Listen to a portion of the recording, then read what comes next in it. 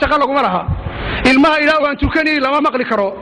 معلن كلا وأن تكني لما مقلي كرو وإسكول دين تشغلكم لها لكل إلى لايك محوكو تري مركا ilma iskuulkaaga tago ku soo bartay Faransiis muxuu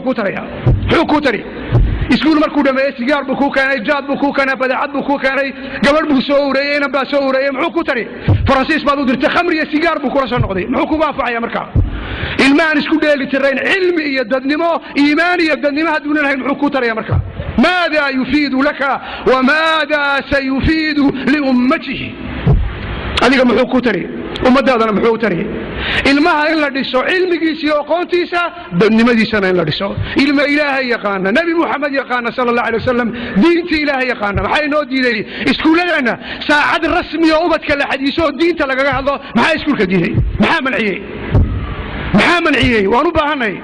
shabaabkeena yattajihuna ila alhalak تجلسين يا ملا وحلا قولك تو بدأ عدا لجوهر كريا سيجار كان لجوهر يمشى بوري كان يتجهون إلى الهلاك ما فرنسيس ما نبهنا يلمون كذا ماذا نحتاج نحن